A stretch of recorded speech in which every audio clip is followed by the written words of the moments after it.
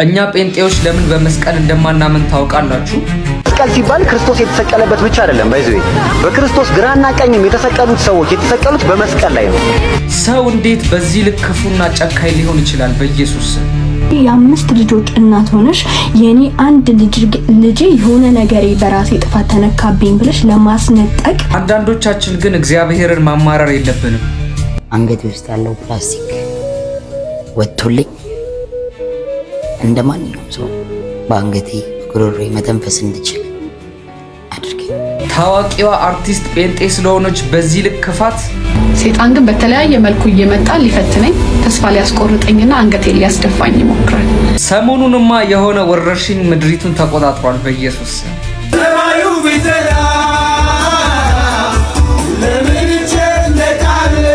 ብታምኑም ባታምኑም ብዙዎች እንደዚህ ነው ጌታን የተቀበሉት። በጣም የምጠላውን ጴንጤ ሻል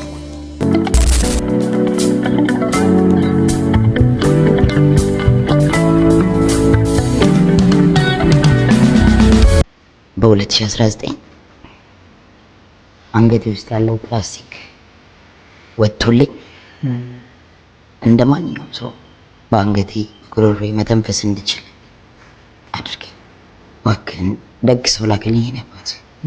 ሁላችሁም ደግ ሰው፣ መልካም ሰው፣ የሚያግዘው ሰው ላክለት እያላችሁ ኮሜንት ላይ ጻፉ እባካችሁ። በዚህ እኔ አባት ሲያሳዝን በጣም ጌታን በምን አይነት ሁኔታ ውስጥ ሆኖ ይሄ ቪዲዮ እንደሚሰራ በጣም መገመት አይከብድምና እግዚአብሔር ይርዳ፣ እግዚአብሔር ያግዝ በሉት። እስኪ ሁላችሁም ማገዝ የምትችሉ ሰዎች ደግሞ በዚህ አጋጣሚ እንድታግዙት እንድትረዱት ጠይቃችኋለሁ። በቃ አንድ ትልቅ የተማርኩት ነገር በህይወታችን ውስጥ እኛ በጣም በትንሽ ነገሮች እናማርራለንና ሰው በእንደዚህ አይነት ሁኔታ እንኳን ውስጥ ሆኖ ይኖራልና እግዚአብሔርን ማመስገን አለብን። ስለዚች ሴት ወይም ደግሞ እዚህ ፖድካስት ላይ የዛሬ 2-3 አመት ቲክቶክ እንደጀመርኩ 70 ሺህ ምናምን ፎሎወር ያለኝ ቀርቤ ስለ ህይወቴ ስላለፍኩበት ስለ ቤተሰቤ ስለ አጠቃላይ ነገር አውርቼ ነበር። አካፍያታለሁ፣ ታውቀኛለች። እና የሆነ ሰዓት የፍርድ ቤት ክርክር ስለነበረ ደውዬላት እንደ እናት ሰግቼ ማለት ነው። ይሄ እዚህ ላይ ቤት አጋዥ ላይ ልጄን እየጣልኩኝ ሀረር ሄጂ 2 ቀን ምናምን ልብስ ሰብስቤ መጥቼ እሸጣለሁ ምናምን ያልኩትን እንደ መረጃ ተወስዶብኝ ልጄ እንዳልነጠቅ ስለዚህ አጥፊልኝ አልኳት እንደ እናት። ከዛ ኦኬ ምናምን ብላ አጠፋች። አሁን በተፈጠረው እንትን እንደ አዲስ ሄዳ ቲክቶክ ላይ ቲክቶክ ላይ እየቆራረጠች ፖስት አደረገች። ፖስት ማድረግ አይደለም ዩቲዩብ ላይ ማደርጋለች። የነገርኳትን ሊያስነጥቀኝ ይችላል ያልኳትን ሪዝን ሰራተኛ ላይ እየጣልኩኝ ልጄን ይሄድ ነበር እነግዳለሁ ምናምን ብላ እሱን በቃል አጋኖ ጽፋ ይሄው አስቀምጥላችኋለሁ ፖስት አደረገችው። ልንገርሽ እግዚአብሔር ይመስገን ክቡር ፍርድ ቤቱ እኔ እናትነቴን አምኖበት እኔ ጋር እንደሚበድ አምኖበት በሁሉም አቅጣጫ አይቶ እኔ ጋር ያለምንም ክርክር ነው የተወሰነልኝ። ሲቀጥል ግን ማለት ነው ሰራተኛ ላይ ወይ የቤት አጋዥ ላይ ልጅን መተው፣ የተለያዩ ሀገራት እየሄዱ የልጅን ህይወት የራስን ህይወት ለማሸነፍ መስራት፣ እንዲሁም ደግሞ ቀን ከሌት ሰርቶ ህይወት መለወጥ ወንጀል አይደለም፣ ጀግንነት ነው ለማንኛውም እናት ማለት ነው።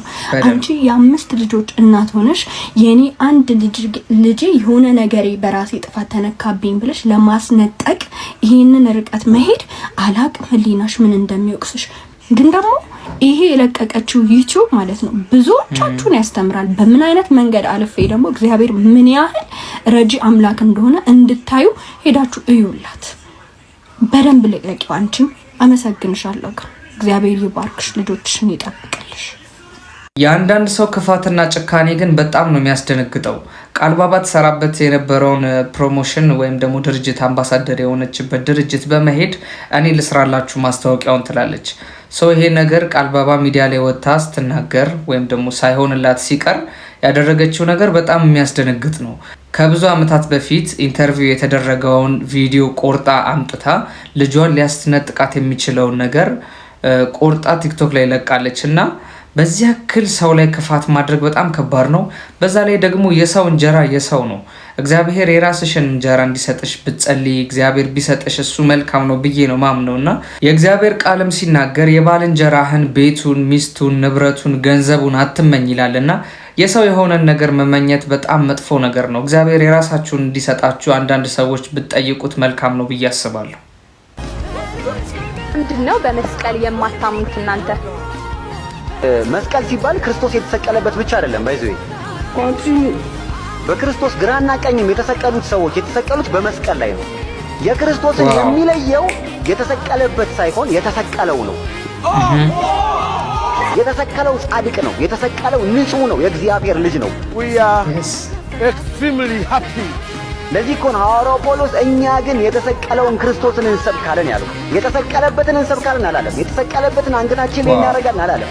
የተሰቀለውን ክርስቶስን እንሰብካለን አለ። ጉዳዩ ያለው ከተሰቀለበት ጋር ሳይሆን ከተሰቀለው ጋር ነው። በቃ በአጭር አማርኛ እኛ ጴንጤዎች ለምን በመስቀል እንደማናምን ግልጽ አድርጎ ነው የተናገረውና በጣም የሚገርም ነው። በቃ መስቀል ማለት የወንበዴዎች መሰቂያ ማለት ነውና ክርስቶስንም ወንበዴ ብለው ኃጢአተኛ ብለው ስላሰቡ ነው በመስቀል የሰቀሉት። ስለዚህ በመስቀል ክርስቶስ ብቻ አይደለም የተሰቀለው። ከክርስቶስ በግራና በቀኝ በኩል የተሰቀሉት ራሱ እነሱ ወንበዴዎች ነበሩና በመስቀሉ ማናምንበት ትልቁ ምክንያት ምንድነው? እኛን የሚያድነን መስቀሉ ላይ የተሰቀለው እሱ እንጂ መስቀሉ አይደለም። ምክንያቱም መስቀል የወንበዴዎች መሰቂያ ስለሆነ። ስለዚህ ሐዋርያ ጳውሎስ እንዳለው እኛ ግን የተሰቀለውን ክርስቶስን እንሰብካለን። ስለዚህ እኛ የምናምነው ይሄን ነው፣ የተሰቀለውን እንጂ መስቀሉን አይደለም የምናምነው። በተሰቀለው ኢየሱስ ከዳናችሁ ካመናችሁ ትድናላችሁ፣ ምንም ጥያቄ የለውም። መስቀሉን በማመን ግን የሚገኝ ድነትም የለም፣ ምንም ነገር የለም። እኔ ገና ለእግዚአብሔር አስፈልገዋለሁ። ሰይጣን ግን በተለያየ መልኩ እየመጣ ሊፈትነኝ፣ ተስፋ ሊያስቆርጠኝና አንገቴን ሊያስደፋኝ ይሞክራል። ምክንያቱም ሰይጣን በጣም ክፉ ነው። በማን ላይ እጁን መጫን እንዳለበት ጠንቅቆ ያውቃል። እኔም ዛሬ ስለ ውዱ አባቴ እንዲህ በድፍረት ስናገር ሰይጣን በማን በኩል እንደሚሰራ ጠንቅቄ ያውቃለሁ። ስለዚህ ለሚመጡብኝ ማዕበሎች በሙሉ ምላሼ ከኔ ሳይሆን ከፈጣሪ ነው። ምክንያቱም ብርታቴ እግዚአብሔር ብቻ ስለሆነ። ስለዚህ ማንኛውም ነገሮች የሚመጡብኝ ነገሮች አያስፈሩኝም። ስለዚህ ዛሬም ነገር ስለ ውዱ አባቴ ለመመስከርም ሆነ ለመናገር ዝግጁ ነኝ። ደስም እያለኝ እናገራለሁኝ። የሚገርማችሁ ሰይጣን አንድ የኔ የሚለው ሰው ሲያመልጠው በጣም በበቀልና በቁጭት ነው የሚነሳውና እንደምታውቁት በተለያየ በዓለም ውስጥ የነበረ ሰው ወደ ክርስቶስ ሲመለስ ስለ ክርስቶስ ያወራል። እንዴት እንዳመለጠ፣ እንዴት ከዛ ጨለማ ወደሚደነቅ ብርሃን እንደወጣ ይናገራልና ሰገንም ስታረግ የነበረው ይሄን ነው። በሚዲያዎቿ ላይ የምታረገው ነገር ስለ ክርስቶስ አዳኝነት ስለሱ ትልቅነት ተመሰክራለችና ሰይጣን ሊያደክማት ሊያዝላት ይሞክራል። ነገር ግን በጭራሽ አይቻለውም። ምክንያቱም ስለ ራሷ ስለሷ የምትዋጋው እሷ ሳትሆን እግዚአብሔር ነው የሚዋጋላት፣ የሚቆምላት እግዚአብሔር ነውና እናንተም ያልዳናችሁ አርቲስቶች፣ ዘፋኞች፣ በተለያየ ነገር ውስጥ ያላችሁ ኑ ሌሎቹ እንዳመለጡት እያመለጡት እንደሆነ እናንተ ማምልጡ፣ ወደ ዘላለም ሕይወት ኑ ልላችሁ ወዳለሁ። በዚህ አጋጣሚ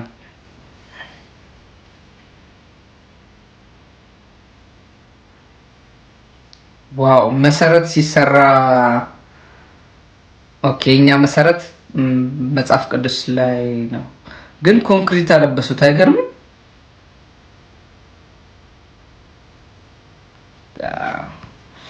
ትንሽ ይከብዳል። እኔ ከብዶኛል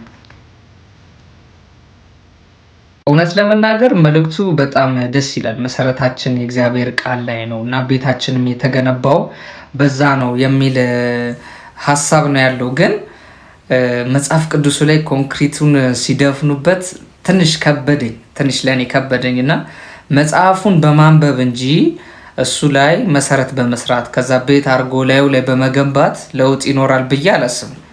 የኔ አመለካከት ነው። ግን በጣም ወድጄዋለሁ። ትልቅ አመለካከት ነው ያለው መጽሐፍ ቅዱስ ላይ፣ ቃሉ ላይ ትኩረት ያደረገ ቤት፣ ቃሉን መሰረት ያደረገ ቤት የሚለው ሀሳብ አሪፍ ነው። ግን ቃሉ ቢነበብ ባይ ነኝ። አሁን ቃሉ እንትን ከሚልበት ኮንክሪት ከሚደፈንበት ላዩ ላይ ግንባታ ከሚደረግበት ወረቀቱ ላይ ቢነበብ ባይ ነኝ። የኔ ሀሳብ ነው። እናንተ ምን ትላላችሁ?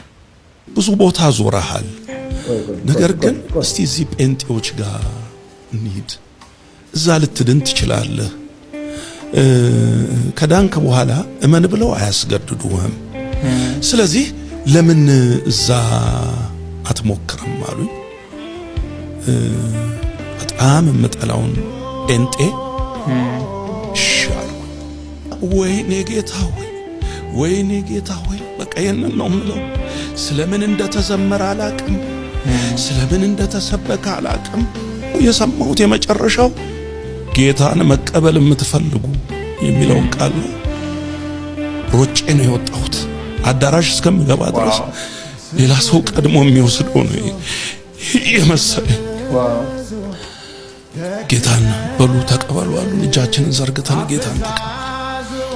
ዜን ፊት ለፊቴ አግዳሚ ላይ የተኛ አንድ በሽተኛ አለ። በአጥንት ነው ያለው።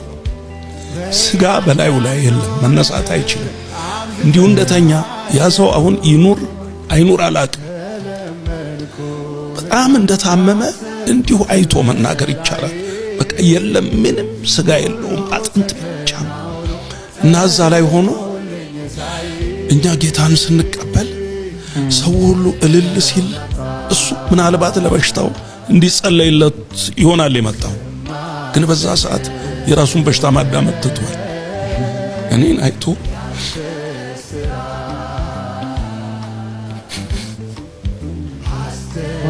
አይቶ ፈገግ አለ።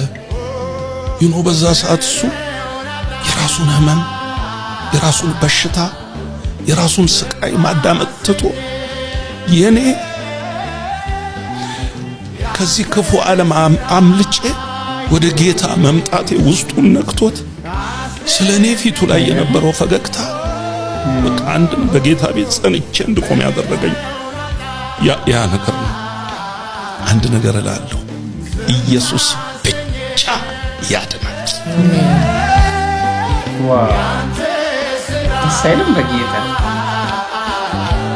በነገራችን ላይ በጣም ብዙ ሰዎች ጌታን የሚቀበሉት በእንደዚህ አይነት መንገድ ነውና በጣም ጴንጤን የሚጠሉ በቃ ጴንጤ የሚባል ነገር ማየት የማይፈልጉ በጣም ስትሪክት የሆኑ ሰዎች ጌታን ተቀብለው ታያላችሁና እንዴት ሊቀበሉ ቻሉ ያስብላል። የነሱ መቀበል ከማንኛውም በላይ ማለት ነውና እነዚህ ሰዎች ምንም ነገር ተገኝተው አይደለም፣ ክርስቶስ ልባቸውን ስለነካ ነው ጌታን የሚቀበሉት።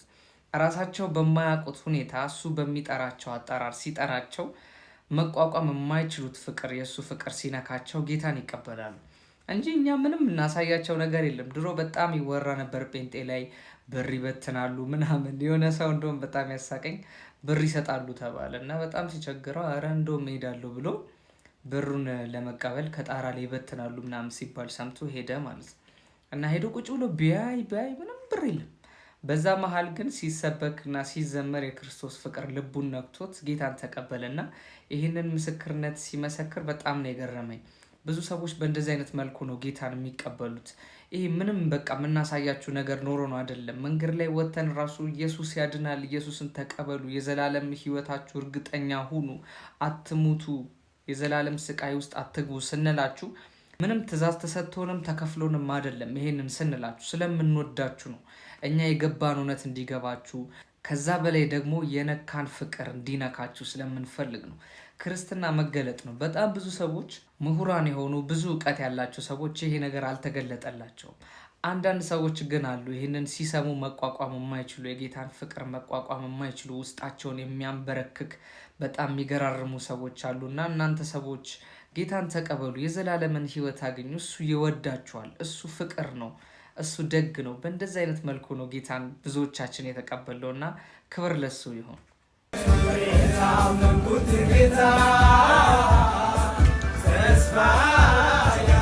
ደስ አይልም? ጸጉር ቤት ውስጥ ሆነው እኮ ነው።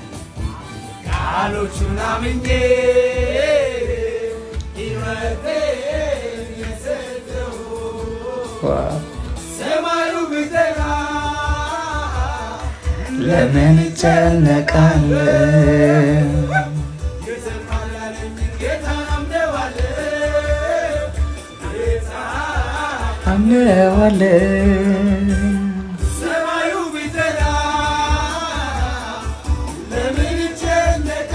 ደስ ሲሉ በጌታ